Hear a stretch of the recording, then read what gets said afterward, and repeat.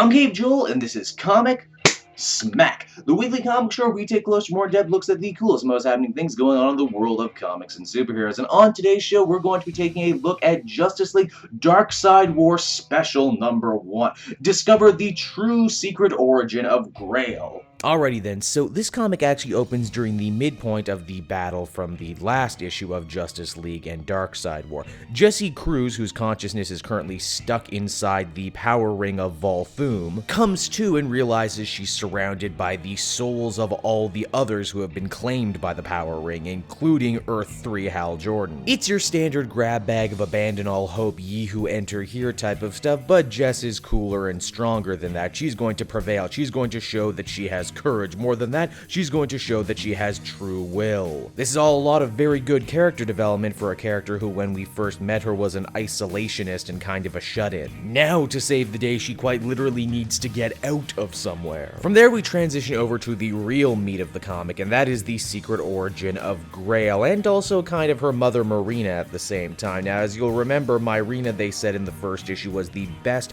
and most favored assassin amongst the Amazons. She also had the terrible luck of giving birth to her daughter, the daughter of Darkseid, the same night that Queen Hippolyta gave birth to Wonder Woman. It was after that she was marked for death, considering Marina now knew too much about what was going on with Queen Hippolyta and the god Zeus. Against all odds, mother and child managed to escape to Man's World, and Man's World is, well, come on, we live there. Do I have to tell you that it's a total crap sack most of the time? Grail's destructive power and a lust for killing manifested at a very young age, and her mother spent every day they lived together in hiding, attempting to retard those tendencies. Eventually, it got so bad, Marina feared that her daughter may attempt to kill her in her sleep. But hey, you know, their lives involved a lot more than just weird family values. They also plotted day in and day out to bring about the downfall of Darkseid. To do this, they plotted out a scenario wherein the Anti-Monitor would do battle with Darkseid. What they didn't plan for, though, is that even after the Anti-Monitor killed Darkseid, he would not go away. And now things are further exasperated by the fact that Grail is now under the influence of the anti-life equation, which is giving her great power, but also causing her to act even more psychotic.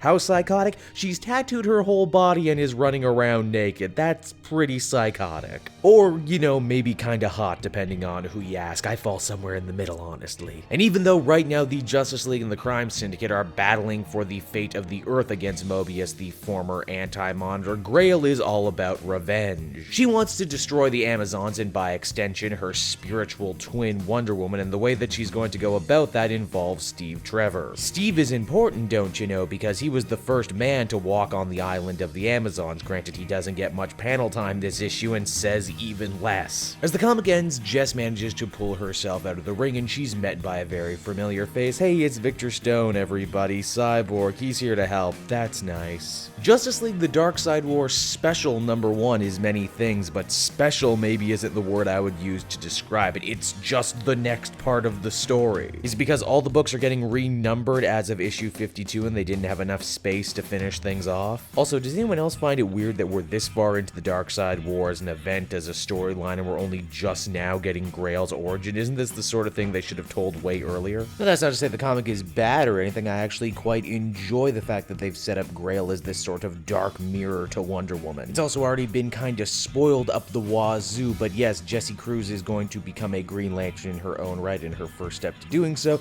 is overcoming Volthoom and freeing herself. Overall, I would give this comic an 8 out of 10, even though part of me kind of wishes they would just get Darkseid War over with already. I'm sure the finale will be great, I'm sure I can enjoy it, but you can only have the world teetering on the edge of destruction for so long before it stops having all the same punch and impact. But then again, that's comics as a whole, ain't it? Hey everyone, thanks so much for watching my newest video. I hope you enjoyed it, and while you're here, why not check out another video I have on offer? Or maybe if you're feeling in a supportive mood, you want to like or subscribe. And if you want to support the creation of more videos just like this one, then please by all means check out the Cape Joel Patreon. A little bit goes a very long way, and I will see you all next time.